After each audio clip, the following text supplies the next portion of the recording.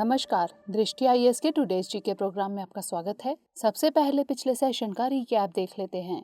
पहला प्रश्न था, भारत सरकार ने किस विजन को साकार करने के लिए एक अलग मंत्रालय मिनिस्ट्री ऑफ कोऑपरेशन बनाया है? इसका सही जवाब था सहकार से समृद्धि।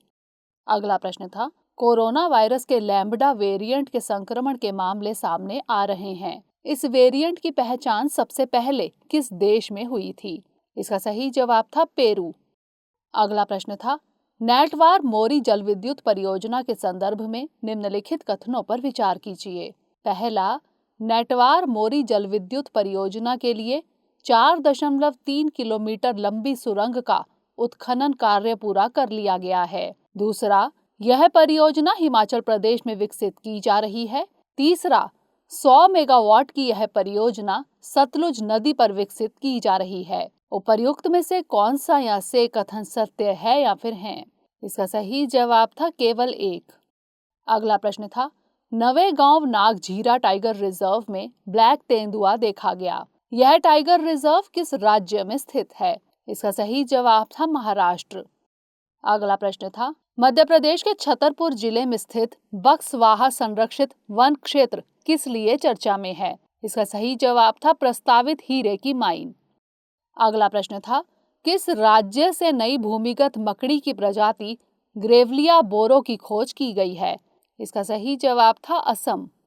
अगला प्रश्न था, मोबाइल ऐप मत्स्य सेतु किस मंत्रालय ने लॉन्च किया है? इसका सही जवाब था मत्स्य पालन, पशुपालन और डेयरी मंत्रालय। अगला प्रश्न था, Indian railway catering and tourism corporation यानी IRCTC ने सितंबर में 4 धाम यात्रा के लिए विशेष ट्रेन चलाने की घोषणा की है। इसके संदर्भ में सुमेलित कर सही जोड़ी का चयन कीजिए। इसका सही जवाब था द्वारकाधीश गुजरात। अगला प्रश्न था, भारतीय राष्ट्रीय फिल्म संग्रहालय ने 2014 में आई राजकुमार हिरानी की फिल्म पीके के मूल कैमरा नेगेटिव को अपने कलेक्शन में शामिल करने की घोषणा की है। यह संग्रहालय कहाँ स्थित है? इसका सही जवाब था पुणे। अंतिम प्रश्न था, डी पर्व के संदर्भ में निम्नलिखित कथनों पर विचार कीजिए। पहला, हाल ही में डी पर्व मनाया गया। यह पर्व असम राज्य में मनाया जाता है। दूसरा, यह अपातानी जनजातियों द्वारा मनाया जाने वाला पर्व है। तीसरा, डी कृषि का त्योहार है। उपर्युक्त में से कौन सा या से कथन सत्य है या फिर है? इसका सही जवाब था केवल 2 और 3। शुरुआत करते हैं आज के सेशन की। सबसे पहले देखेंगे अभ्यास प्रश्न। US national oceanic and atmospheric administration के अंतरिक्ष पूर्वानुमान सेंटर के अनुसार किस स्थान के आसपास के क्षेत्रों में तेज रेडियो ब्लैकआउट हुआ है? अटलांटिक महासागर, प्रशांत महासागर, हिंद महासागर या फिर अरब सागर? इसका सही जवाब है ऑप्शन ए, अटलांटिक महासागर। US national oceanic and atmospheric administration के अंतरिक्ष पूर्वानुमान केंद्र के अनुसार अटलांटिक महासागर के आसपास के क्षेत्रों में तेज रेडियो ब्लैकआउट हुआ है। सूर्य के इस तेज सौर उत्सर्जन की प्रक्रिया को नासा की सोलर डायनेमिक्स ऑब्जर्वेटरी द्वारा देखा गया। सूर्य द्वारा उत्सर्जित यह तेज प्रकाश चुंबकीय तूफान है। इस प्रक्रिया में सूर्य एक ही समय में कुछ मिलियन हाइड्रोजन बमों के बराबर ऊर्जा उत्सर्जित करता है।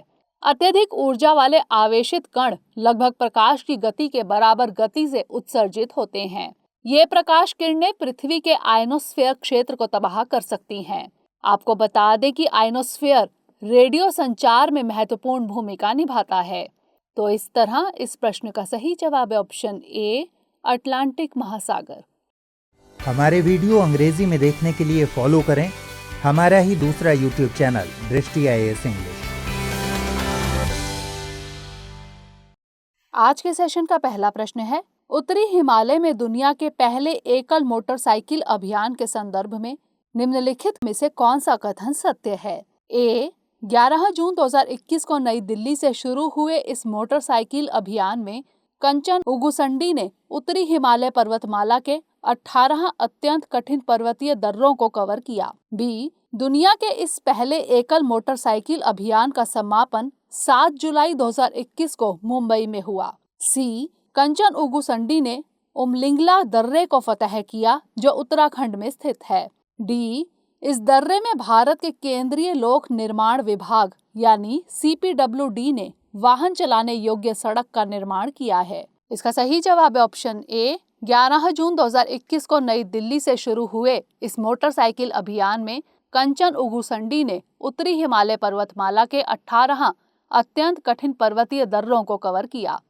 11 जून 2021 को नई दिल्ली से शुरू हुए इस मोटरसाइकिल अभियान में कंचन उगुसंडी ने उत्तरी हिमालय पर्वतमाला में 18 अत्यंत कठिन पर्वतीय मार्गों को कवर किया। कंचन उगुसंडी एक ही बार में नई दिल्ली, मनाली, लेह, उमलिंगला से पुनः दिल्ली तक 3187 किलोमीटर की दूरी तय करने वाली पहली अकेली महिला बाइकर बन गई हैं। इस अभियान का समापन सीमा सड़क भवन नई दिल्ली में हुआ। अभियान में शामिल कंचन उगुसंडी ने उमलिंगला दर्रे को फतह किया जो लद्दाख में स्थित है। इस दर्रे में सीमा सड़क संगठन ने वाहन चलाने योग्य सड़क का निर्माण किया है। तो इस तरह इस प्रश्न का सही जवाब है ऑप्शन ए. 11 जून 2021 को नई दिल्ली से शुरू हुए इस मोटरसाइकिल अभियान में कंचन उगुसंडी ने उत्तरी हिमालय पर्वतमाला के 18 अत्यंत कठिन पर्वतीय दर्रों को कवर किया। अगला प्रश्न है, GI यानी भौगोलिक संकेतक टैग से प्रमाणित भालिया गेहूं के संदर्भ में निम्नलिखित कथनों पर विचार कीजिए।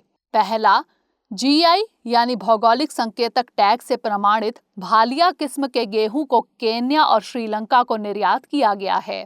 दूसरा, इस गेहूं में प्रोटीन की मात्रा अधिक होती है और इसका स्वाद भी मीठा है। तीसरा, भालिया किस्म का गेहूं राजस्थान के भाल क्षेत्र में उगाया जाता है। उपर्युक्त में से कौन सा या से कथन सत्य है या फिर हैं? केवल एक, केवल 1 और 2, केवल 2 और 3 या फिर 1, 2 और 3? इसका सही जवाब है ऑप्शन बी, केवल 1 और 2। GI यानी भौगोलिक संकेतक टैग से प्रमाणित भालिया किस्म के गेहूं को केन्या और श्रीलंका को निर्यात किया गया है। इस गेहूं में प्रोटीन की मात्रा अधिक है और इसका स्वाद भी मीठा है। भालिया किस्म का यह गेहूं गुजरात के भाल क्षेत्र में उगाया जाता है। भाल क्षेत्र में अहमदाबाद, आणंद, खेड़ा, भावनगर, सुरेंद्रनगर और भरूच जिले शामिल हैं। इसे बरसात के मौसम में बिना सिंचाई के उगाया जा सकता है। गेहूं की इस किस्म को जुलाई 2011 में GI टैग दिया गया। तो इस तरह इस प्रश्न का सही जवाब है ऑप्शन बी, केवल 1 और 2। अगला प्रश्न है, अमीनपुर झील के मध्य से निजी सड़क का निर्माण करके इसे 2 भागों में विभाजित किया जा रहा है। यह झील कहाँ स्थित है? चेन्नई, हैदराबाद, मुंबई या फिर बेंगलुरु? इसका सही जवाब है ऑप्शन बी, हैदराबाद। अमीनपुर झील हैदराबाद में स्थित है। यह झील पक्षियों का निवास स्थान है। झील में रोड का निर्माण निजी तौर पर किया गया है। इस रोड के निर्माण से झील के पारिस्थितिक तंत्र को नुकसान होगा। तो इस तरह इस प्रश्न का सही जवाब है ऑप्शन बी, हैदराबाद। अगला प्रश्न है, प्रस्तावित लेमरू एलिफेंट रिजर्व क्षेत्रफल के परिसीमन को लेकर चर्चा में है। यह एलिफेंट रिजर्व किस राज्य में प्रस्तावित है? कर्नाटक, केरल, तमिलनाडु या फिर छत्तीसगढ़? इसका सही जवाब है option D, Chhattisgarh. Lemru elephant reserve Chhattisgarh में प्रस्तावित है। राज्य सरकार ने 2019 में अपनी कैबिनेट चर्चा में रिजर्व के क्षेत्र को 450 वर्ग किलोमीटर से बढ़ाकर 1995 वर्ग किलोमीटर करने का फैसला किया था। इस रिजर्व की स्थापना का उद्देश्य मानव और हाथियों के संघर्ष को कम करना है। सरगुजा जिले के ग्रामीण प्रस्तावित रिजर्व के क्षेत्र का विस्तार करने के राज्य सरकार के प्रस्ताव का विरोध कर रहे हैं। इस रिजर्व के क्षेत्रफल में विस्तार होने से सरगुजा जिले के 39 गांव प्रभावित होंगे। तो इस तरह इस प्रश्न का सही जवाब है ऑप्शन डी, छत्तीसगढ़। अगला प्रश्न है, अपशिष्ट की बढ़ती मात्रा के कारण महानंदा नदी का अस्तित्व खतरे में है। इस नदी का उद्गम किस राज्य से होता है?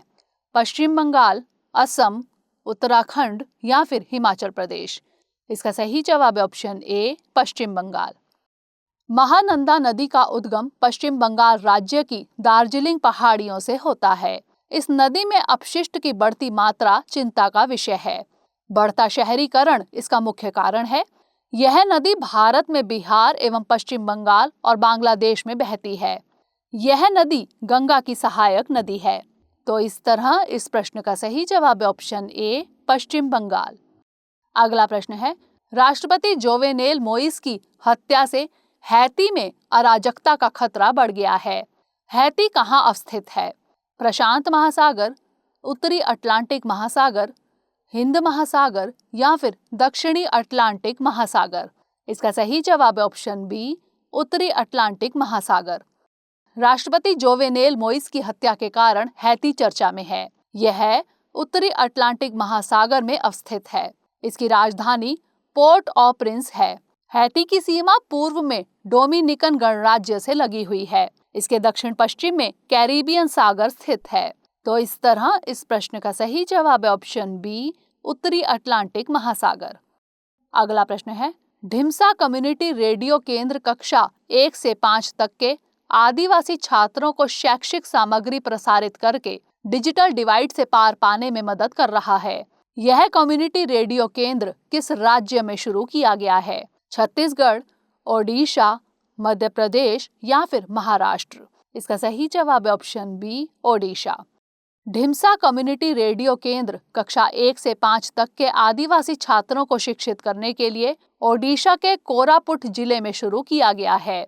यह रेडियो स्टेशन 62 गांवों में कक्षा 1 से 5 तक के 2000 से अधिक छात्रों को शैक्षिक सामग्री प्रसारित करता है। यह रेडियो हर दिन 9 घंटे शैक्षिक सामग्री प्रसारित करता है। इसमें 1 घंटे का लाइव कार्यक्रम और 2 घंटे पहले से रिकॉर्ड किए गए सत्र शामिल हैं। दोपहर और शाम को वही कार्यक्रम दोहराए जाते हैं। तो इस तरह इस प्रश्न का सही जवाब है ऑप्शन बी, ओडिशा। अगला प्रश्न है, चित्र शिविर कार्यक्रम के संदर्भ में निम्नलिखित कथनों पर विचार कीजिए। पहला, चित्र शिविर कार्यक्रम का शुभारंभ जनजातीय संग्रहालय इंदौर में किया गया। दूसरा, इस शिविर की शुरुआत प्रसिद्ध भीली चित्रकार भूरी बाई द्वारा कैनवास पर चित्र उकेर कर की गई। तीसरा, शिविर में भील एवं गोंड समुदाय के चित्रकारों की पेंटिंग का प्रदर्शन किया जा रहा है। उपर्युक्त में से कौन सा या से कथन सत्य है या फिर है? केवल एक और दो, केवल 2 और 3 या फिर 1, 2 और 3? इसका सही जवाब है ऑप्शन सी, केवल 2 और 3। चित्र शिविर कार्यक्रम का शुभारंभ जनजातीय संग्रहालय भोपाल में किया गया। इस शिविर की शुरुआत प्रसिद्ध भीली चित्रकार भूरी बाई द्वारा कैनवास पर चित्र उकेर कर की गई। शिविर में भील एवं गोंड समुदाय के चित्रकारों की पेंटिंग का प्रदर्शन किया जा रहा है। मध्य प्रदेश का जनजातीय समाज भारतीय संस्कृति की रीढ़ है। जनजातीय समाज ने भारतीय संस्कृति और संस्कारों से जुड़े रहकर अपनी चित्रकारी के माध्यम से भारतीय मूल्यों को सहेज कर रखा है। तो इस तरह इस प्रश्न का सही जवाब है ऑप्शन सी, केवल 2 और 3। अगला प्रश्न है, कोविड-19 के चलते जापान ने किस शहर में ओलंपिक खेलों के खत्म होने तक आपातकाल लगाने की घोषणा की है? योकोहामा, ओसाका, टोक्यो या फिर नागोया? इसका सही जवाब है ऑप्शन सी, टोक्यो। कोविड-19 के चलते जापान ने टोक्यो में ओलंपिक खेलों के खत्म होने तक आपातकाल लगाने की घोषणा की है। अगले सोमवार से 22 अगस्त तक टोक्यो में आपातकाल की स्थिति जारी रहेगी। टोक्यो ग्रीष्मकालीन ओलंपिक खेल 23 जुलाई से शुरू होंगे और 8 अगस्त को समाप्त होंगे। तो इस तरह इस प्रश्न का सही जवाब है ऑप्शन सी, टोक्यो। अंतिम प्रश्न है, टोक्यो ओलंपिक खेलों में भारत से किसे निशानेबाजी के लिए ज्यूरी बनाया गया है? ज्योतिरादित्य सिंह सिंधिया, पवन सिंह, अभिनव बिंद्रा या फिर अंकुर मित्तल? इसका सही जवाब है option B, Pawan Singh. Tokyo Olympic खेलों में पवन सिंह को निशानेबाजी के लिए ज्यूरी बनाया गया है।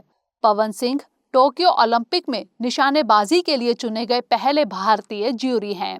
वे गन फॉर ग्लोरी शूटिंग अकादमी पुणे के संस्थापक निदेशक हैं। इसके अलावा भारतीय राष्ट्रीय राइफल संघ यानी NRAI के संयुक्त महासचिव हैं। तो इस तरह इस प्रश्न का सही जवाब है ऑप्शन बी, पवन सिंह। अब नोट कर लेते हैं आज का अभ्यास प्रश्न। GI टैग से प्रमाणित मदुरै मल्ली फूल किस राज्य से संयुक्त राज्य अमेरिका और दुबई को निर्यात किए गए हैं? तमिलनाडु, कर्नाटक, तेलंगाना या फिर आंध्र प्रदेश? इसका उत्तर हमें कमेंट सेक्शन में जरूर भेजिएगा। अगले सेशन में नए प्रश्नों के साथ मिलेंगे। तब तक के लिए Stay safe and stay motivated.